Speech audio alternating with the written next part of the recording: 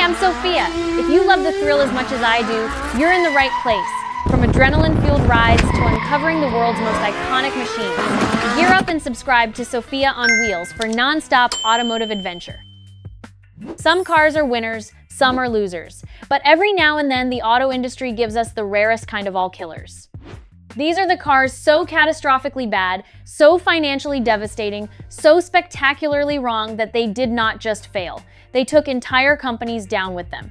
Let's get into it. Pontiac Aztek.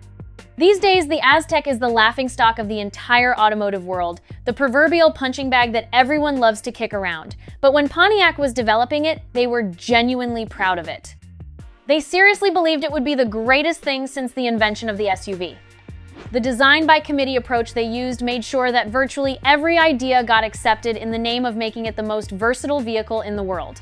And if anyone dared say anything negative about the Aztek, gone. Off the team. People were too afraid for their jobs to point out the most obvious problems staring everyone in the face the way it looked. A focus group eventually brought that issue back up.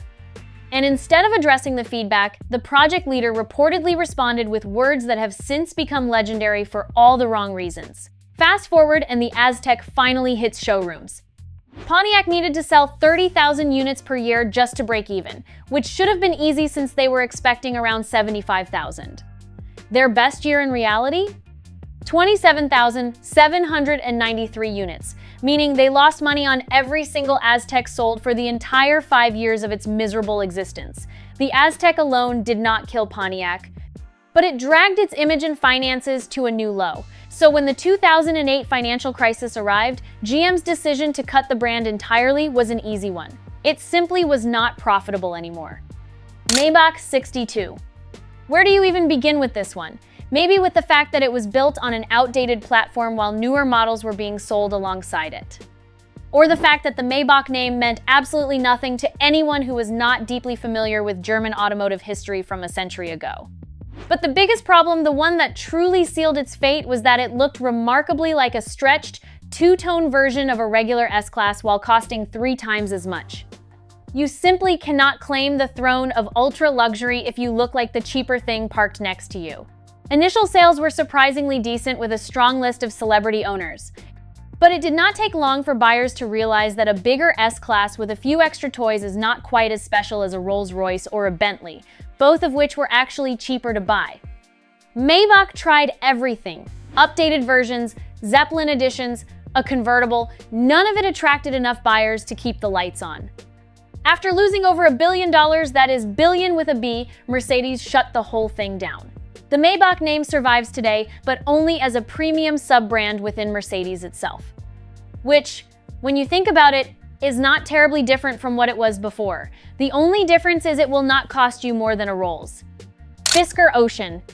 The Fisker Ocean had a genuinely impressive list of things going for it. It was stunning to look at, which should not be a surprise since the man behind it also designed the Aston Martin DB9, widely considered one of the most beautiful cars ever made. It was practical. It had decent battery range, reasonable power, fair pricing, solid equipment levels, and it was an electric SUV entering a market absolutely hungry for exactly that. 63,000 pre-orders for a startup vehicle is not something you dismiss lightly, but then the software happened. Electric cars are not just cars, they are computers on wheels requiring enormously complex software development. That is not easy. Even automotive giants like Volkswagen have struggled with it. Fisker apparently underestimated exactly how hard it was. Phone pairing failures, door handles that would not extend, key fobs the car refused to recognize, over-the-air updates that simply did not work, automatic emergency braking issues, 6 recalls in the first year alone. And then came a review from one of the most prominent automotive voices on the internet calling it the worst car he had ever tested. Consider this, it took Maybach 11 years to burn through $1 billion. Fisker managed it in under 4. Spectacular in entirely the wrong way. MG X-Power SV. MG had delivered some genuine hits throughout its long history, but financially stable was never a phrase anyone associated with this British marque. By the early 2000s, despite having some decent models in the lineup, the debt they had accumulated was simply not clearing fast enough to avoid yet another bankruptcy. So what did they decide to do? build a muscle car, and go out in an absolute blaze of glory.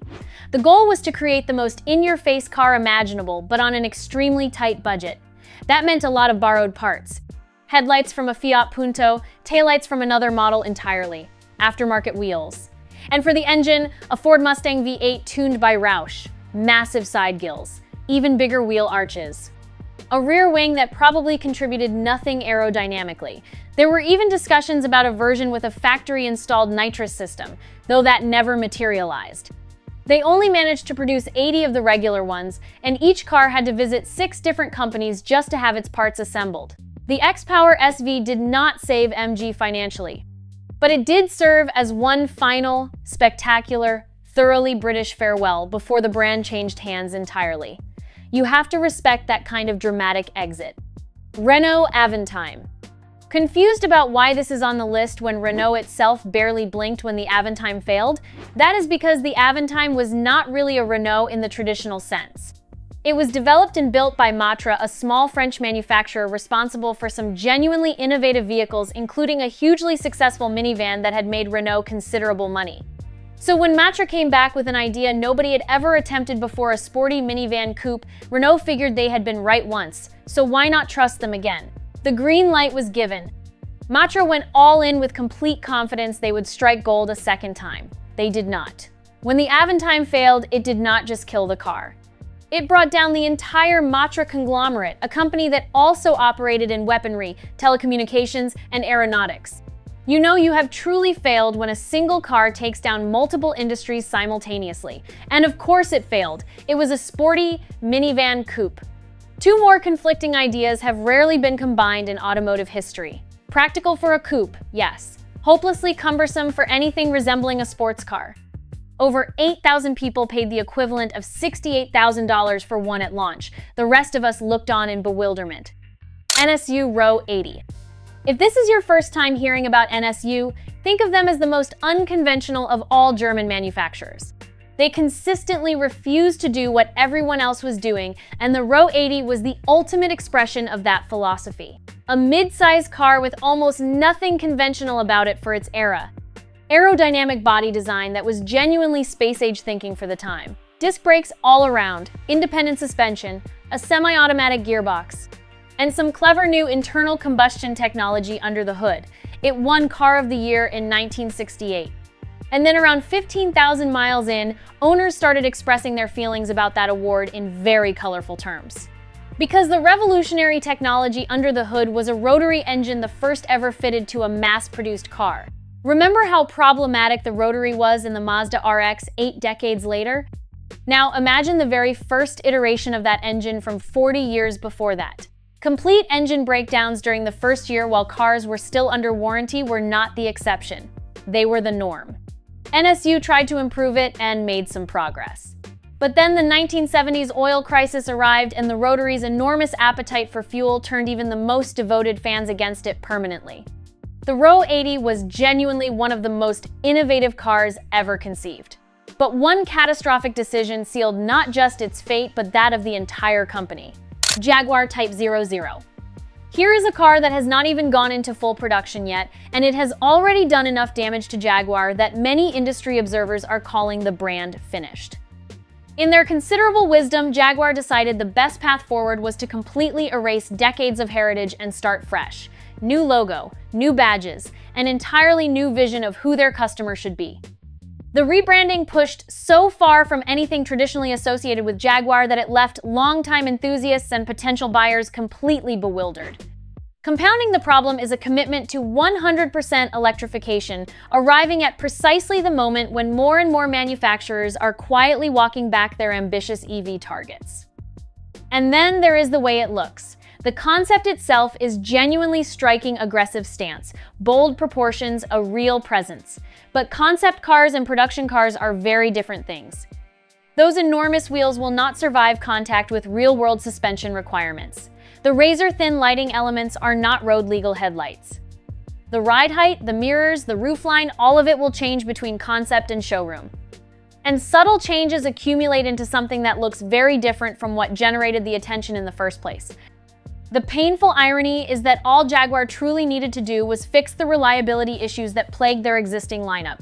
That is it. Nothing more radical than that.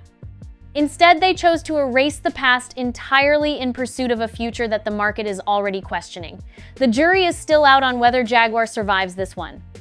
These were not just bad cars. They were corporate decisions, engineering gambles, and identity crises that cost billions and, in several cases, ended companies entirely.